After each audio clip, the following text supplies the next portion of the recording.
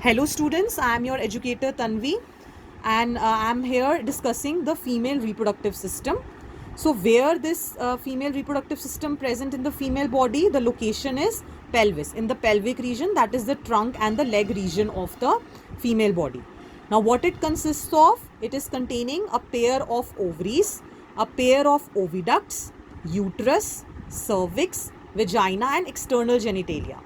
Along with it, it also contains mammary glands. So this ovary is the primary sex organ, and from here the ducts are released, which are called as oviducts. Then there is uterus, where the baby is developing, cervix, vagina and external genitalia. The mammary glands are required for the nutrition of the child. Then there are ovaries. What exactly ovaries are? These are the primary female sex organs and it releases egg in the females. It also contains ovarian hormones that are involved in the development of the egg.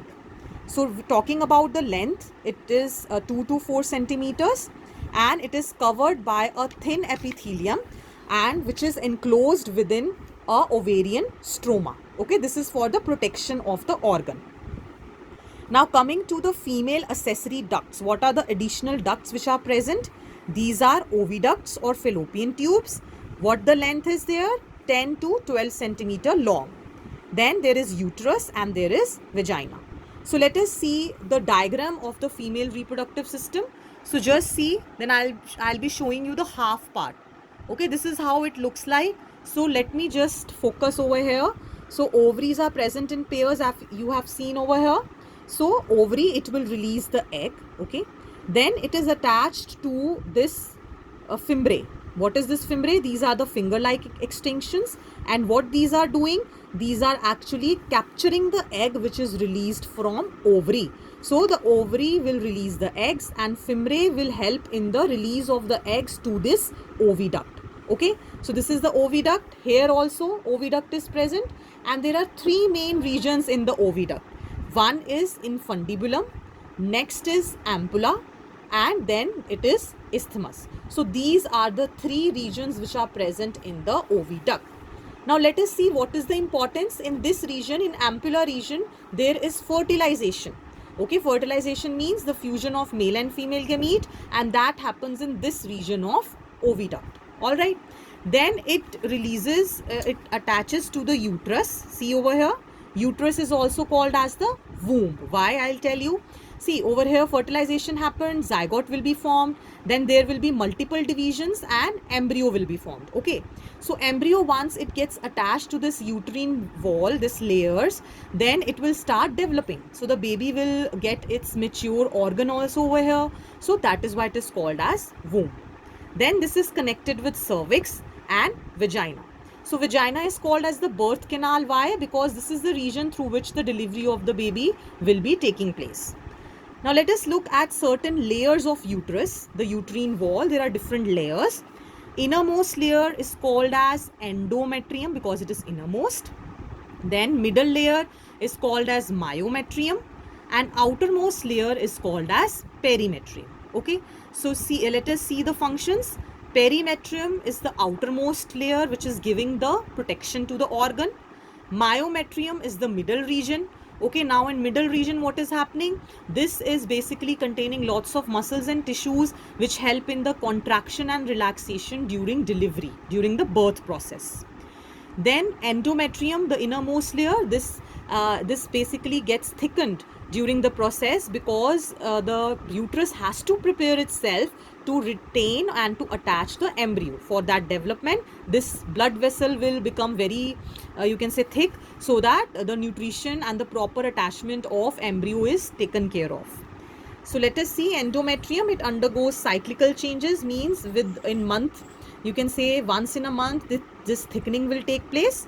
Then the myometrium, the strong contraction and relaxation which is very much essential during the process of delivery, that is being taken care of by this layer of uterus.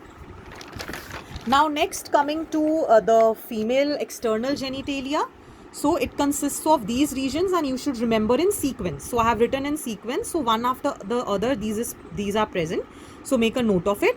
Mons pubis, labia majora, labia minora, hymen and clitoris. So mons pubis, actually children, it is a tissue which contains skin and pubic hair. Beneath this, labia majora is present, which contains fleshy folded tissue. Then there is labia minora, which contains paired folds. And then there is a membrane which is there on vagina, that is called as hymen. Then a clitoris is present, which has finger-like structures above the urethral opening. Okay, so these are the main constituents of the external genitalia. Now next, let us come to the mammary glands, which provide nutrition, or you can say which help in the child care. So these glands, these are in pairs. The breasts, generally called in females, it is the glandular tissue which has fat droplets. Let us look at the structure, how the sequence is present of ducts. So one duct leads to the other bigger duct. So there are different names of these ducts. Firstly, 15 to 20 mammary lobes are present, and these lobes contain this alveoli. These type of structures are there. Okay. What it is having, it is secreting milk over here. Okay, so these alveoli, here we are talking about alveoli of mammary glands. Okay, this you should remember, which will secrete the milk. These will attach and these will form mammary tubules. Then these further will enlarge and form mammary duct. Further, it will form mammary ampulla. And finally, the duct that opens up to eject the milk is lactiferous duct. So beginning with mammary lobes, further the division is into tubules, which will lead to a duct, and finally it is going to form the ampulla that will lead to the major duct called as lactiferous duct. Now the last part here we are discussing regarding the gametogenesis. Now from the term itself, genesis, formation, gameto, gamete. So the process of gamete formation is gametogenesis. So the primary sex organs, in males it is testes and in females it is ovaries. So which gamete testes will form? Sperm. And which gamete ovaries will form? Ova. So sperm is the male gamete and ova is the female gamete. So the process of formation of these gametes is called as gametogenesis. Let us look here in males how this is happening and what the process is called. If you remember that seminiferous tubules are present in the testes, the primary sex organs of males, yes. So there some immature male germ cells are present, which are called as spermatogonia. So what this spermatogonia is going to do? This is actually going to produce the sperms. So you can say at puberty, the formation of the sperms from male germ cells or from spermatogonia is called as spermatogenesis. Sperm formation. Now let us look how this process actually occurs. Inside the seminiferous tubules, inside the walls of these tubes, there are these cells, spermatogonia, okay, or male germ cells, which are diploid, means having 46 chromosomes when we are talking about humans. So it is having 46 chromosomes. By the process of mitosis, it keeps on dividing and increasing in number.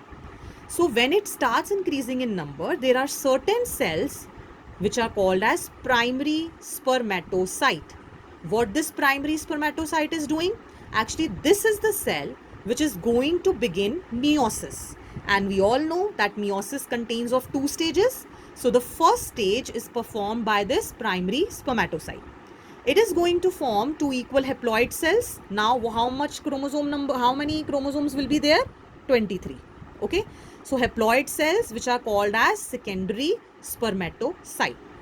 Further, the second stage of meiosis will occur now in this secondary spermatocyte, and what is formed? Spermatids. Fine.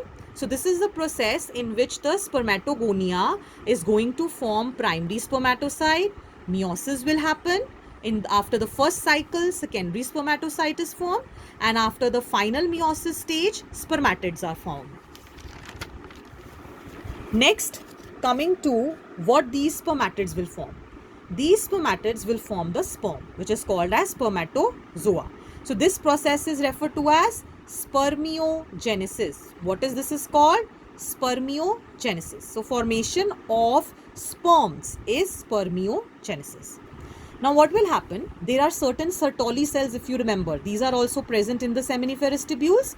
So the head of the sperm, actually sperm contains head also and tail also. We will look into the structure. So the head will get embedded in the Sertoli cells. Now next process will be the release of sperms from these seminiferous tubules. So releasing of sperms from the Sertoli cells from the seminiferous tubules is called as spermiation. So this should be very much clear. Spermiogenesis is formation of sperms and spermiation is release of sperms. Okay. Next, let us look at what hormones are involved in these. Certain hypothalamic hormones, hypothalamus present in brain, which is regulating the release of hormones from which gland? From pituitary gland. So these hormones are called gonadotropin releasing hormone. What it is called? Gonadotropin releasing hormones. So these are GnRH. It acts as pituitary gland and stimulates gonadotropins, which are LH and FSH. LH is luteinizing hormone. FSH is follicle stimulating hormone. Now LH is going to act in Leydig cells, okay, which are present in the interstitial spaces, and it will help in synthesis of androgens. Then FSH, it will act on Sertoli cells, and it also helps in releasing certain factors which will help in the formation of sperm. So these two important hormones you should know. LH will stimulate Leydig cells. FSH will stimulate Sertoli cells for the production of sperms. Now in the end part, let us look at the structure of sperm. This is how a sperm looks like. It has head, neck, middle piece and tail. Head contains acrosome, which is rich in enzymes so that it degrades the egg membrane. It has nucleus because it has to be very much active. Then middle piece contains mitochondria because it needs energy for the movement, and around 200 to 300 million sperms are generally ejaculated. So this tail helps in the motility, mitochondria giving the energy, and this acrosome helps in the attachment to the egg membrane.